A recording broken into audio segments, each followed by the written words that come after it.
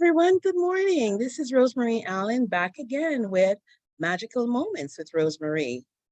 Welcome. Today is segment 2, and today's magic that I will be talking about is the magic of transformation through the power of empathy.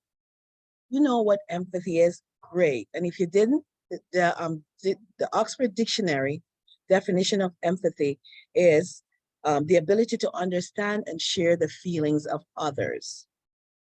You'll hear people say, I'm an empath or I'm very empathetic to other people's around me.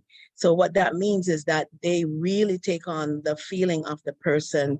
They take on the concerns of that person as if it was their own.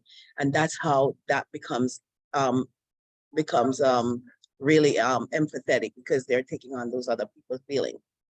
Empathy is the ability to share in someone else's feelings and emotions, to show concern towards that person, to be present and to take hold of the other person's feeling, all at the same time as if it were your own.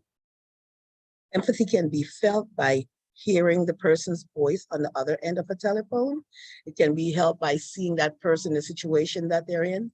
Healthcare workers are one of the most empathetic group of people because their concern for the clients that they're working with is always something that it's pull and it pulls them in as well too. So empathy is, the person who's on the receiving end of empathy usually turns out better because of the fact that they have somebody that's showing genuine concern and care for them. Empathy, the experience of empathy, you can gain that experience by way of reading a book, by way of watching a movie, because the thing is you get consumed in that other person's energy. Whatever is going on in their life, you take that on, you feel the emotion of the other person. If the person is happy, if the person is sad. Now, how magical is that? You don't have to be in that person's position in that particular place, but you, in your head, you can be able to magically transform and get that other person's feeling that they're feeling, how they're feeling. It's like getting caught up in a movie and starting to cry because you feel that sensation for the person so much that your body's response physiologically, it's by crying and other things that's taking place in the body. So being compassionate, empathy is being compassionate towards others, no matter where they are. Or you can sense and feel their feeling no matter where they are. This in itself as well is pure magic. Empathy causes a physiological response, like I was saying, in the body. So while you're going through the empathetic behavior of that person, you are also getting benefit from the person and the person's getting benefit from you. Whatever is going on within you, that's a shared feeling because you got it from the other person that you're sharing the empathy with. Say, for instance, you see a baby and someone is walking by with a baby and the baby is very, playing or gurgling or gargling and talking to you at the same time or making motions to you and you get involved with the baby, all of a sudden you start doing that goo goo gaga talk with the baby and you're responding as well too. So that baby, you're showing empathy to that baby and kindness to that baby by responding and not just walking away. So that in itself is empathy. Empathy is not a genetic, it's not genetic, it's actually a learned skill. So some people can be more empathetic than others. Some people will choose to be empathetic and others will choose not to. But it is a skill that you can actually learn to do.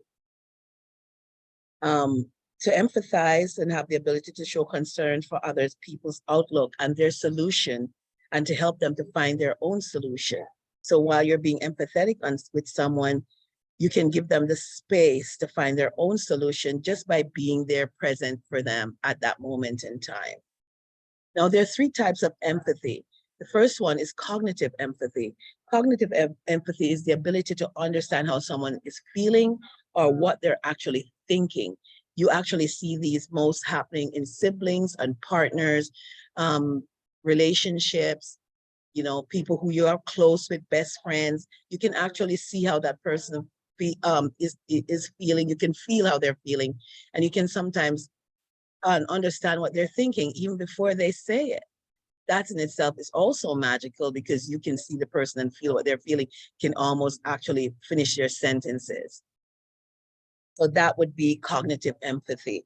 Now, the other empathy is emotional or affective energy, or affective empathy, not energy, empathy. You share an emotion of others. You feel the emotion of others, even if they're not physically present with you. So talking to someone on the phone and hearing their situation and their story can also strike or trigger empathy in you. That in itself is affective energy, affective empathy. Then the next thing is compassionate empathy. Compassionate empathy, I think, is where most people in the healthcare, would be more compassionate towards their clients, their patients that they're working with.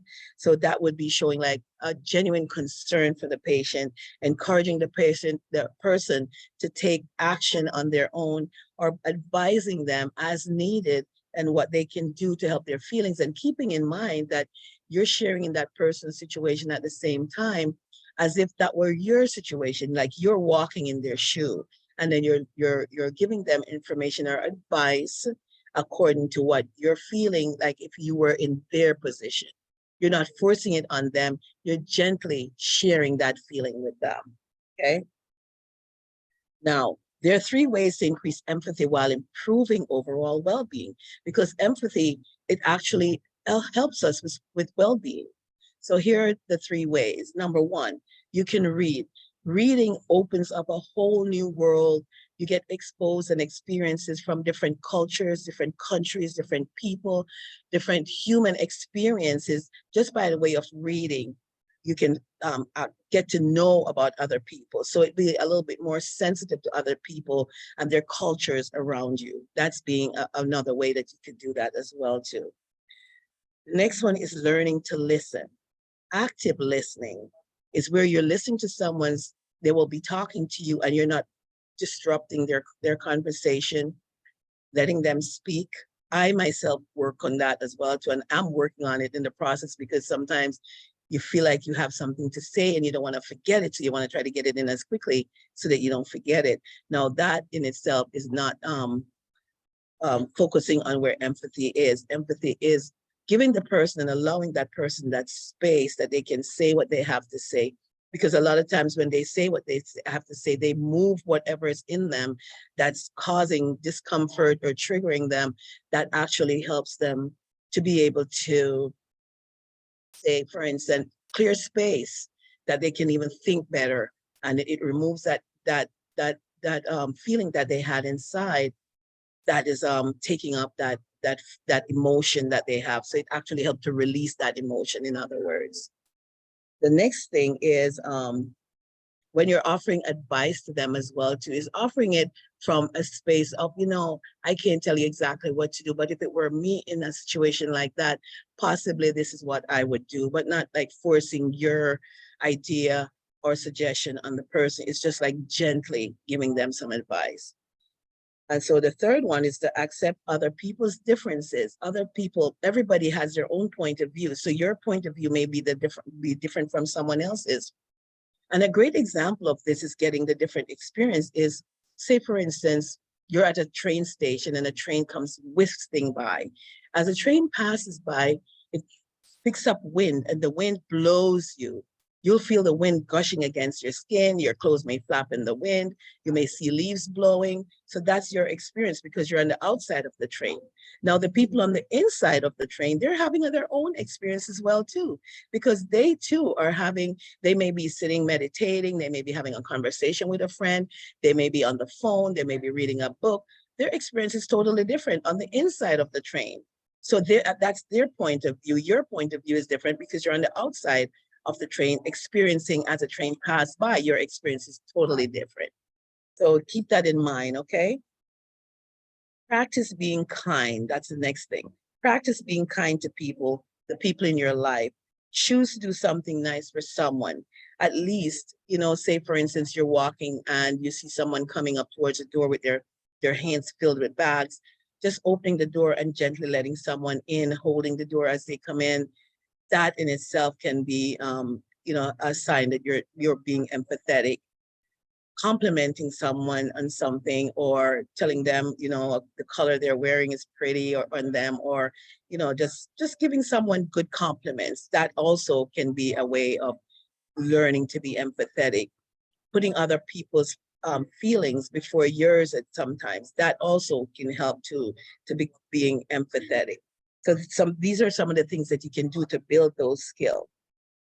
It's a matter of kindness, and kindness goes a long way. And it does not only affect the people that you're being kind to, but it also affects you because it trickles to you as well and the people around them. If you're being kind to them, it transcends. So not just for them, but the people around them, they will treat them better as well. People always remember how you made them feel, not so much what you did. Keep that in mind, okay? And so, in summary, being empathetic is beneficial to all our relationships, our personal relationship, our work relationship, the people around you, every relationship you have, even a brand new relationship you're developing, empathy can play a big role in that. It makes others feel important, and at the same time, it makes you feel valued because of the fact that you were able to help someone feel better. So until next time, we're at the end of today's. I don't want to keep you too long, but until next time, continue to see life through the eyes of magic. And also remember to continue to be empathetic if you already are. And if not, strive to be. So you too can experience the magic of empathy. Until next time, take care. This is Rosemarie Allen with Magical Moments, and I will see you next time. Namaste. See you guys.